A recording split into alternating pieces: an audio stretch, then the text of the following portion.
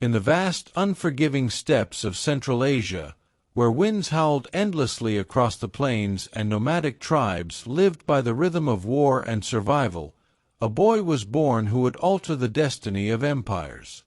His name was Muhammad bin Dawood Chagri, but history remembers him by the title that thundered across East and West alike, Alp Arslan, the heroic lion. Born in 1029, Alp Arslan came into a world of turbulence. The Seljuks, his tribe, were once simple nomads, Turkic horsemen hardened by the harshness of the steppes. Yet by the time of his youth, they were rising swiftly, carving out a realm from Persia to Khorasan, challenging old empires and breathing new life into the Islamic world. His father, Chagri Beg, was a respected commander and brother to Tughril Beg, the first great Seljuk Sultan.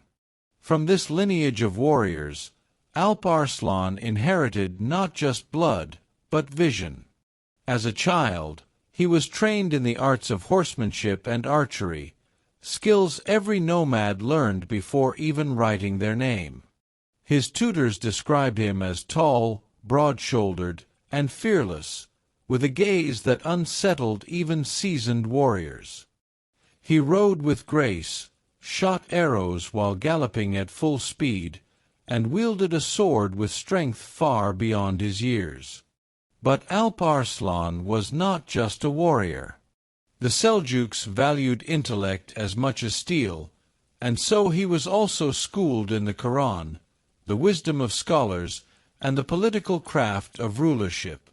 He learned that empire building was not merely about conquest. It was about uniting fractured peoples, bringing justice, and protecting faith. By his late teens, Alp Arslan was already leading men in battle. The Seljuk realm was expanding rapidly, pushing into Persia, the Caucasus, and beyond. These were times of relentless campaigns. One day, fighting rebellious tribes, another, challenging old dynasties like the Ghaznavids. It was in this furnace of warfare that Alp Arslan's leadership was forged. When his father, Chagri Beg, passed away, Alp Arslan inherited his dominions. But more than that, he inherited a dream. The Seljuks were not destined to remain mere regional powers. They would rise to dominate the Islamic world, defend it from external threats, and extend its frontiers. That dream rested heavily upon the shoulders of this young warrior lord. The road to power. The Seljuk Empire, though mighty, was not yet secure. Internal rivalries often tore at its unity. Tribal chieftains fought for influence, generals grew ambitious, and rival dynasties sought to exploit divisions. It was in this storm that Alp Arslan began his march to supreme power. In 1063, Sultan Tughril Beg, the first great Seljuk ruler and Alp Arslan's uncle, passed away. His death created a dangerous vacuum. Tughril had no sons, and the succession was disputed. Some supported a different branch of the family, while others saw Alp Arslan as the rightful heir. What followed was a tense struggle for the throne. Alp Arslan proved not only his courage in battle, but his political genius. He secured alliances, subdued rivals, and within months emerged as the undisputed leader of the Seljuks. In April 1064, he was crowned Sultan. At the age of just 35, Alp Arslan was now ruler of one of the greatest empires of the Islamic world, stretching from the Amu Darya in the east to the borders of Byzantium in the west. But his story was only beginning. Vision of a Sultan. Alp Arslan was not content with mere titles. He sought to transform the Seljuk dominion into a true empire, guided by Islamic values, strengthened by military might, and respected by friends and foes alike. One of his first acts was to appoint the brilliant Nizam al-Mulk as his vizier. This man, one of the greatest statesmen in Islamic history, became the architect of Seljuk administration. Together, Sultan and vizier forged a partnership that blended Alp Arslan's military genius with Nizam al-Mulk's political wisdom. Under their leadership, the Seljuks strengthened justice, supported scholars, built madrasas, and patronized learning. Cities flourished under their protection, and trade routes became secure. The empire was no longer just a realm of nomads. It was transforming into a civilization. Yet Alp Arslan's true fame would not rest in courts or cities. It would be won on the battlefield, where empires clashed and destinies were decided. And his greatest test would come from the most powerful empire of the Christian West, the Byzantine Empire. The March of Conquests. With the crown of the Seljuks upon his head and the loyalty of his warriors behind him, Alp Arslan now looked beyond the borders of Persia. His ambition was clear: to secure the empire from the east, and then to turn westward, where the glittering lands of Anatolia and the might of Byzantium awaited him. The eastern frontiers. Before he could march west, Alp Arslan had to make the eastern provinces secure. The steppes of Central Asia were restless, and beyond them loomed rival powers such as the Ghaznavids and the Karakhanids. If the Seljuks left their rear vulnerable, their empire could unravel. Alp Arslan moved swiftly.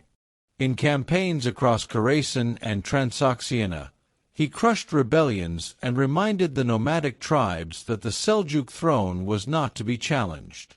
His presence alone inspired loyalty. Riding at the head of his troops, clad in chainmail, his white war horse gleaming, he embodied the very spirit of leadership. In the east, Alp Arslan secured peace not just with the sword, but also with diplomacy. He brokered treaties with neighboring rulers, ensuring that his rear would remain quiet while he focused on grander ambitions. By the mid-1060s, the eastern frontier was stable, and the Sultan's eyes turned westward, into Armenia and Georgia. The Caucasus was the first step toward Anatolia. The lands of Armenia and Georgia, Christian kingdoms nestled between great empires, were both strategic and symbolic. To control them meant securing the gateway to Byzantium. In 1064, Alp Arslan launched a massive campaign into Armenia. His armies swept through the valleys and fortresses of the region, bringing city after city under Seljuk control. The Armenian capital, Ani, known as the City of 1001 Churches, was besieged. When it fell, it was a thunderous message. The Seljuks had arrived at the doorstep of Byzantium. The fall of Ani sent shockwaves across Christendom. This ancient stronghold, once called the City of 40 Gates, was now under the banner of the Crescent. Chroniclers describe how the great walls crumbled and the churches stood silent as the Seljuks marched in triumph. From Armenia, Alp Arslan moved north into Georgia. The Georgian king resisted bravely but was no match for the Seljuk cavalry. The campaign ended with the Georgian monarch accepting Seljuk authority, paying tribute, and acknowledging Alp Arslan's supremacy. These victories were more than just territorial gains. They were symbolic. The Seljuks had shown that they were not merely desert raiders. They were empire builders who could bring even ancient Christian kingdoms to their knees. The first clashes with Byzantium. It was inevitable that Alp Arslan's advance would bring him face to face with the Byzantine Empire. For centuries, Byzantium had stood as the great power of the Christian world, heir to the Roman Caesars, ruling from the magnificent city of Constantinople. But by the 11th century, Byzantium was struggling. Internal rivalries, military decline, and overextension had weakened it. Still, it remained a formidable force. The first encounters between Seljuk and Byzantine forces were small but fierce. In the rugged mountains of Anatolia, Alp Arslan's cavalry raided deep into Byzantine territory.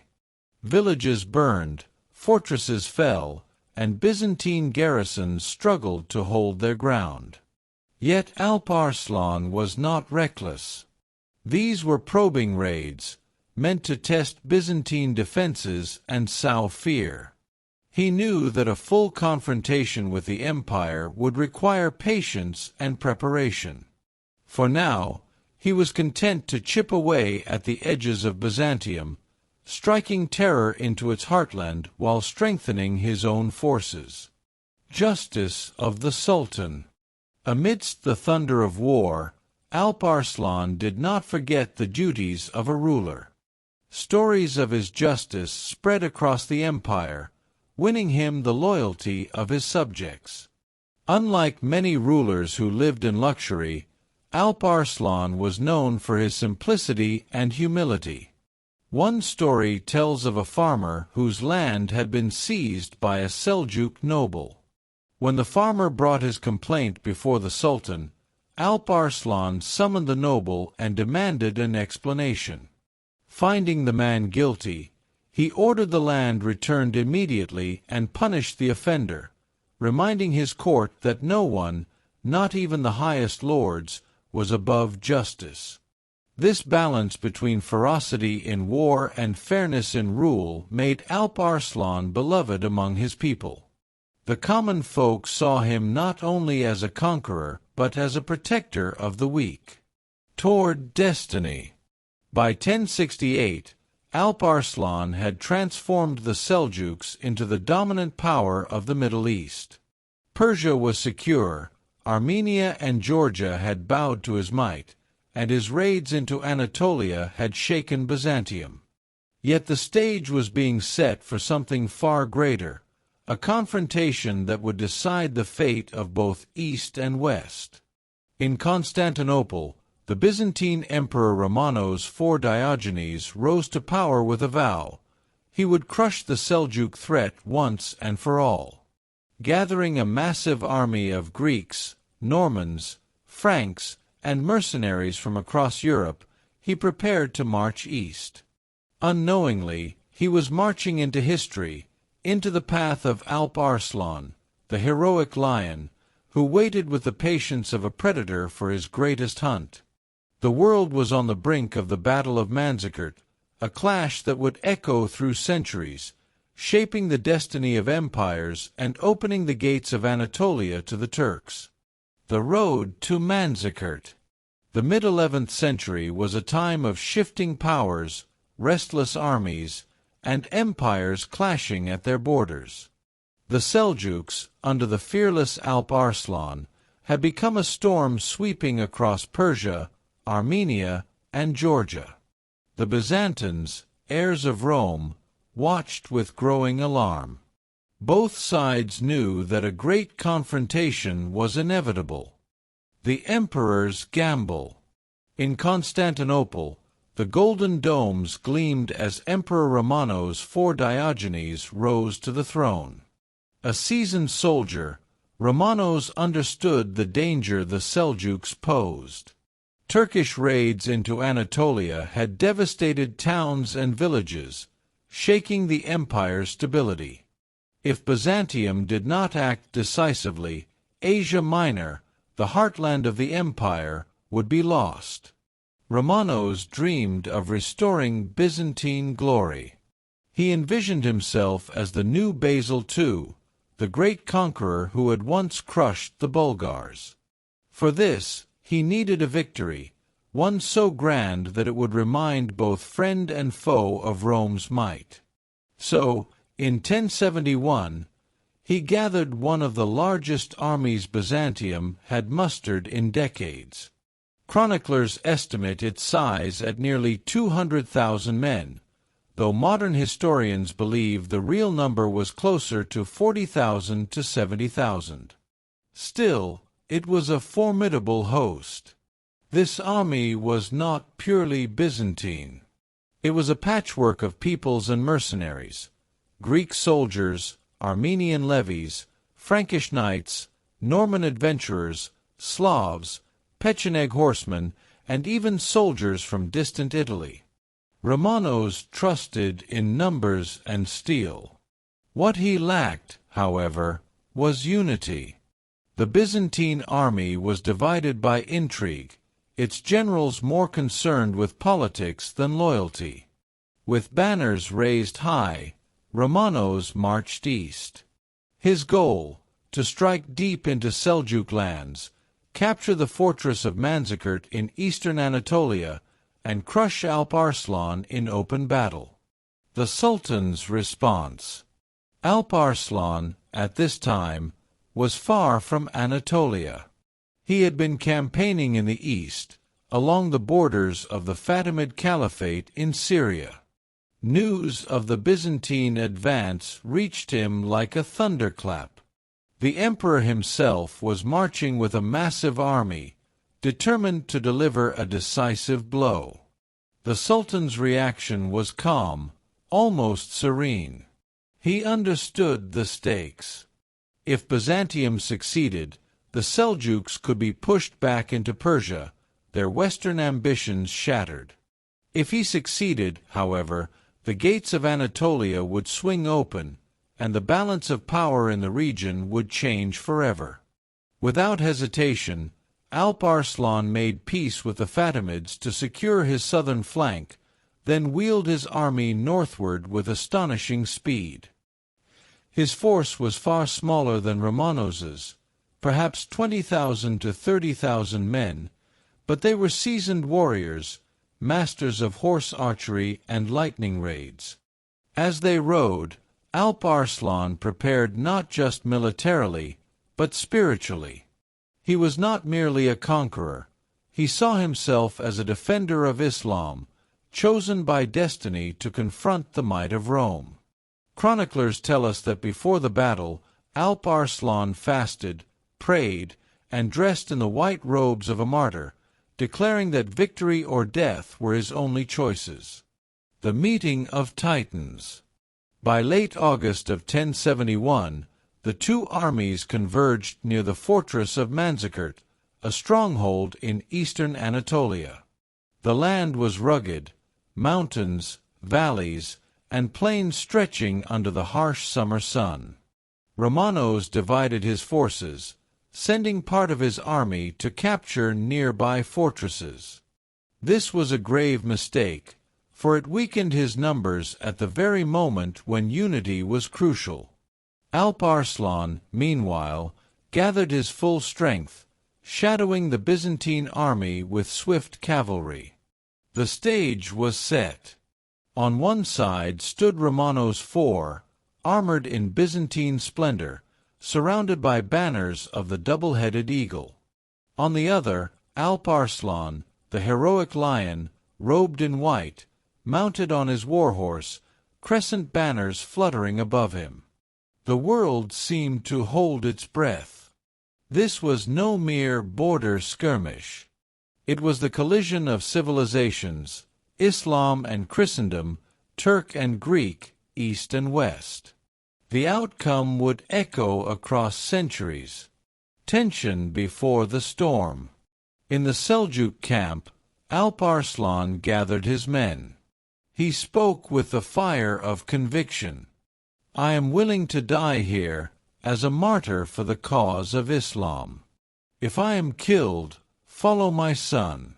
But if we are victorious, know that this day will be remembered as the day when Allah raised his servants above their enemies." The soldiers roared their approval, inspired by their sultan's courage. Many believed they were fighting not just for empire, but for faith, for destiny itself.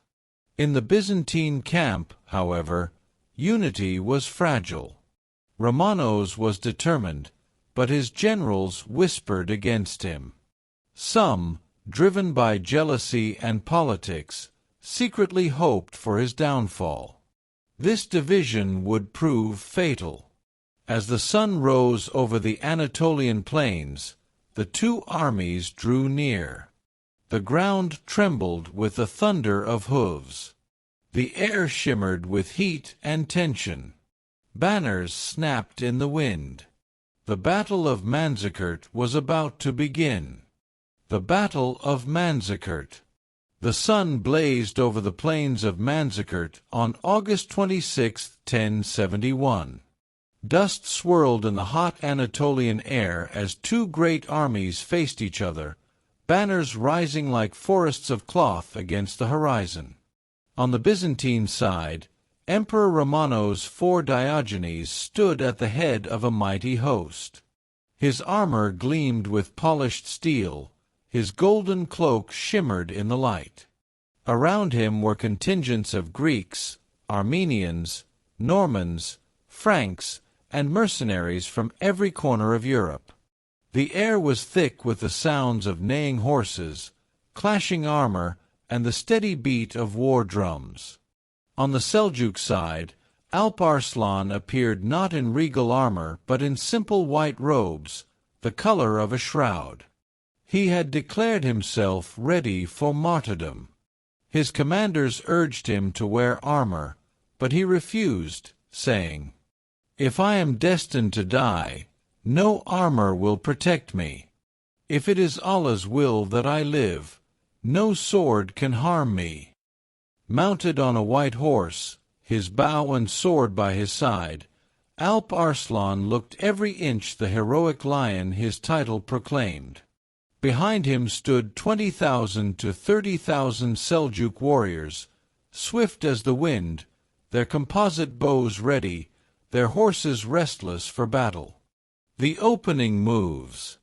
The Byzantines advanced first, their heavy infantry forming tight ranks, shields locked, spears bristling.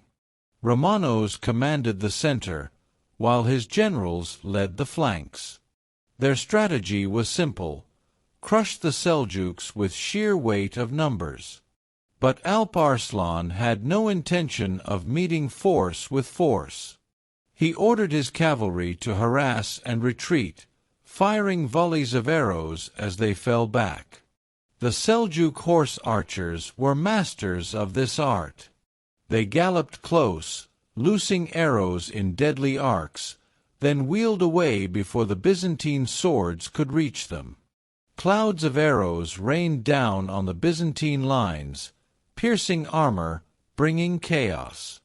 The Byzantines pressed forward, confident that their heavy ranks would eventually overwhelm the lighter Turks. But each advance drew them deeper into Alp Arslan's trap.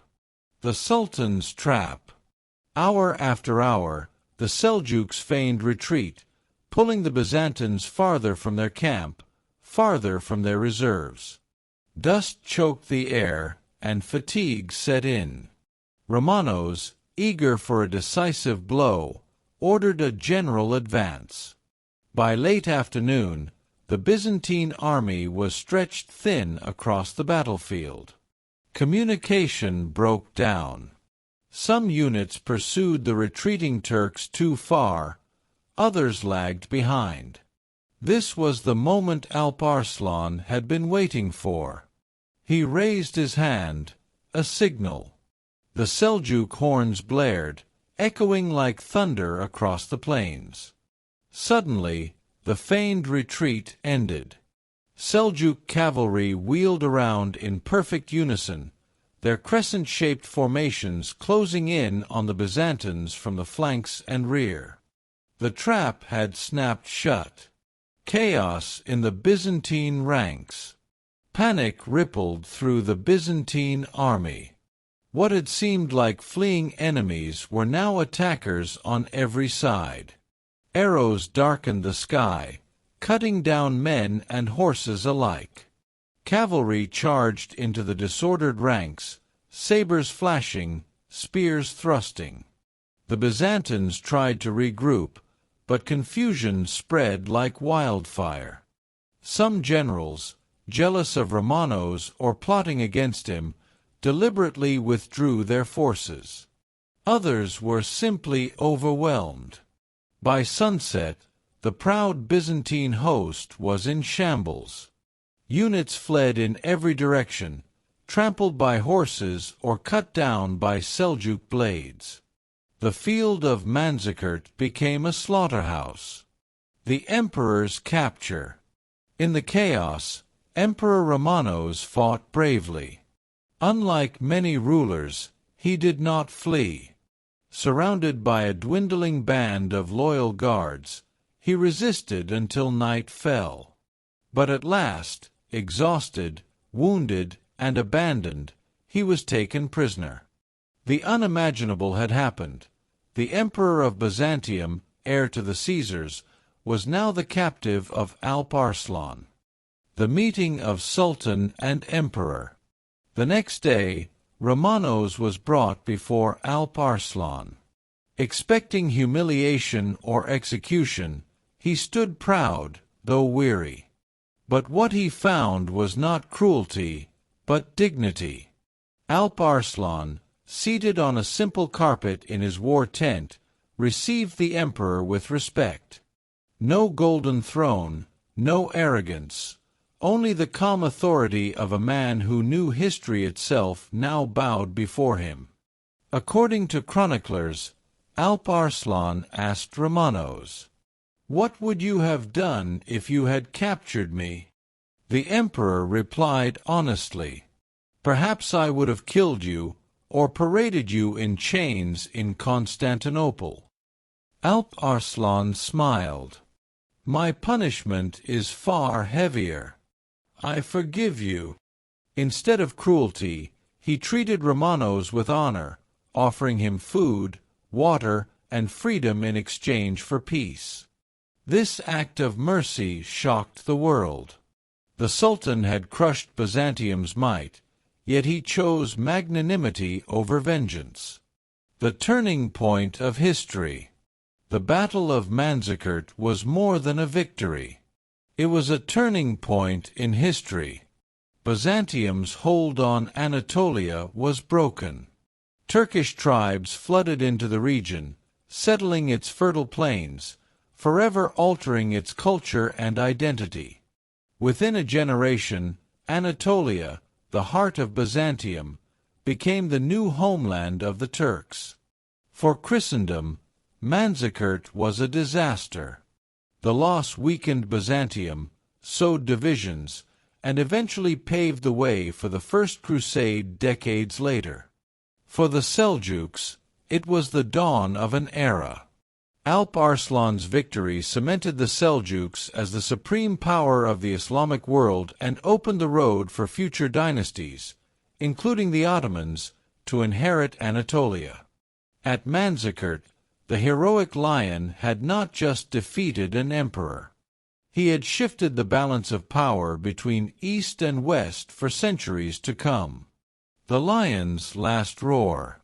The victory at Manzikert, 1071, made Alp Arslan the most feared and respected ruler of his age.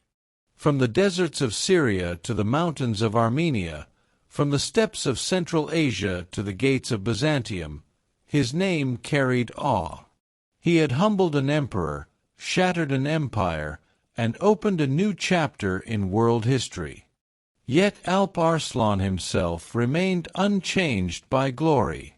He still lived simply, sitting on carpets rather than thrones, eating the food of soldiers, and speaking with humility. To him, Manzikert was not just a triumph of arms, but a test from God. He saw it as a reminder that power was fleeting, and that the Sultan was but a servant of Allah. After Manzikert, following his victory, Alp Arslan released Romanos IV with honorable terms: peace, ransom, and a promise of alliance. But Byzantine politics were treacherous. Romanos was soon betrayed by his rivals, dethroned, blinded, and left to die in misery. The empire Alp Arslan had humbled now spiraled into civil war, never again regaining its former strength. For Alp Arslan, however, new horizons beckoned. With the west secured, he turned his gaze eastward once more, toward the vast lands of Central Asia and beyond, where the Seljuk banner could fly over new conquests. In 1072, he marched toward the lands of the Karakhanids, planning to extend Seljuk dominion deeper into Transoxiana. His army was large, his confidence absolute. Few doubted that another victory awaited the heroic lion.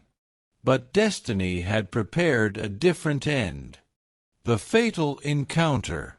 As Alp Arslan advanced, he besieged a small fortress on the banks of the Oxus River. It was a minor stronghold, insignificant compared to the mighty fortresses he had already conquered. Yet within its walls lay the hand of fate. When the garrison surrendered, one of its commanders, a defiant man named Yusuf al-Khwarizmi, was brought before the Sultan. Bound and defeated, Yusuf stood proud, refusing to bow. Alp Arslan, angered by his defiance, ordered him executed. But before the sentence was carried out, the Sultan, perhaps with a trace of arrogance, decided to test him. He ordered Yusuf released, bow in hand, challenging him to shoot an arrow at the Sultan himself. It was meant as a gesture of disdain, a display of the Sultan's confidence. But Yusuf, instead of hesitating, seized the moment. He pulled the bowstring, aimed, and released. The arrow struck Alp Arslan. Gasps echoed through the camp. The heroic lion, the conqueror of emperors, had been pierced by a prisoner's shaft.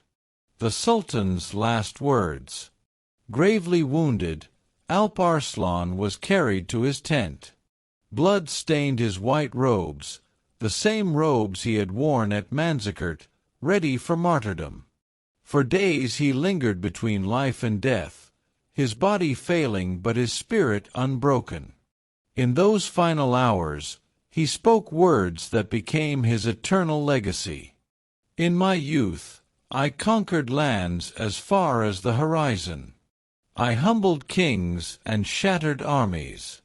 Yet today, I lie dying at the hand of a single man, struck down by fate.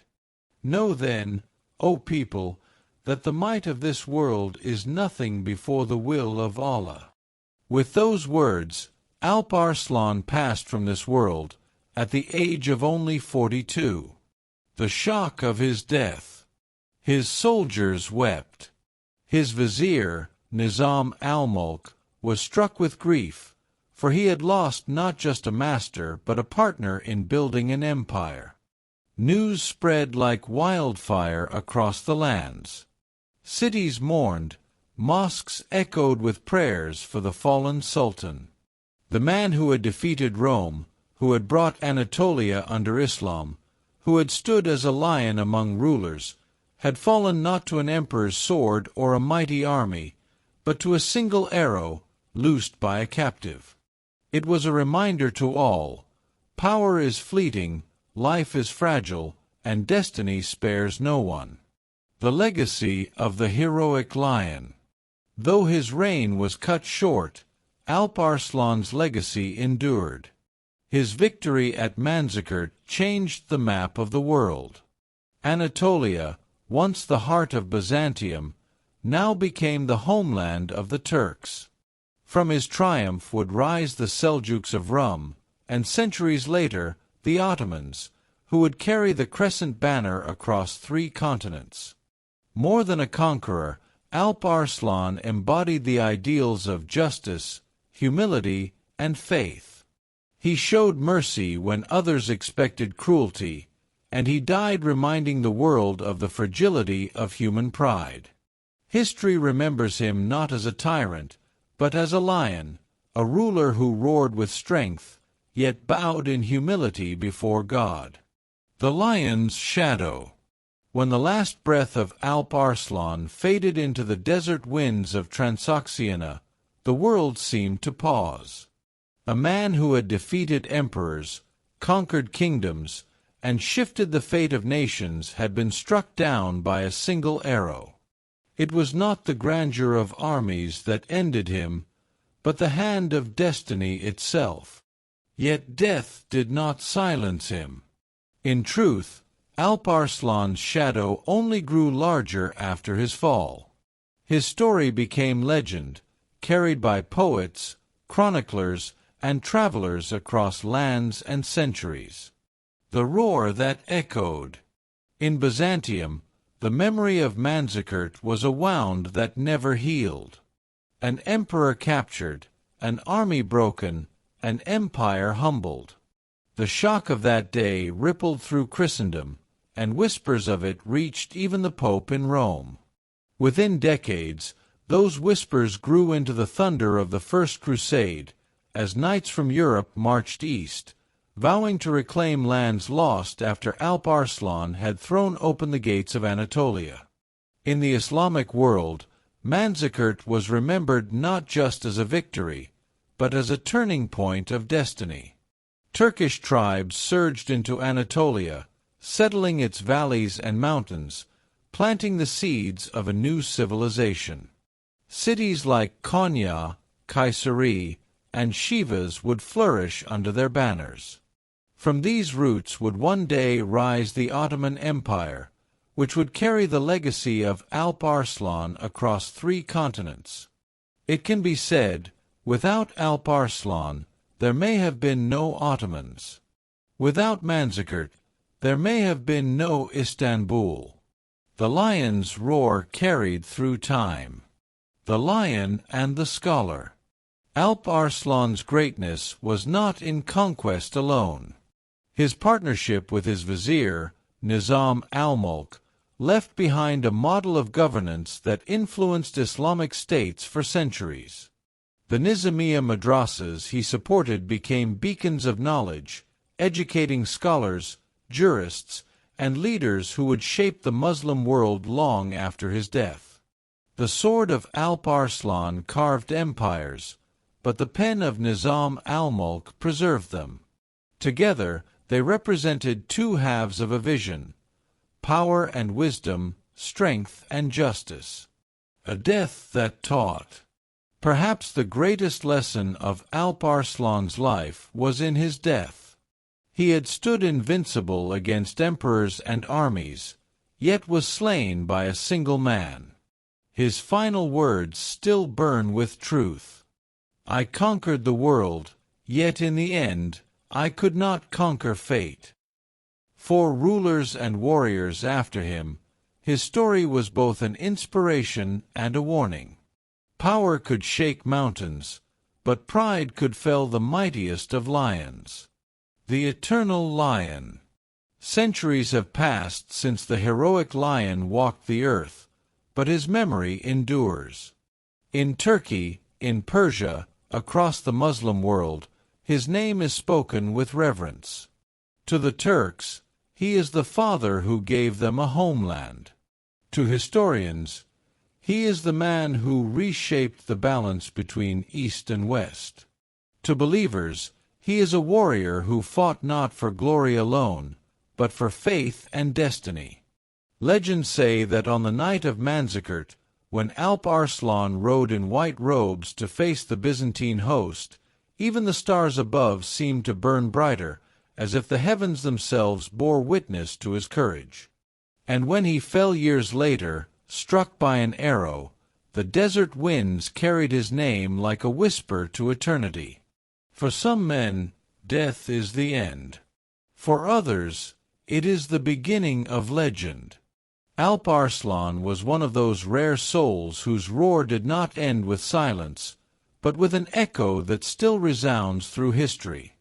He was more than a sultan, more than a conqueror. He was the heroic lion. And lions, even in death, do not sleep, they endure.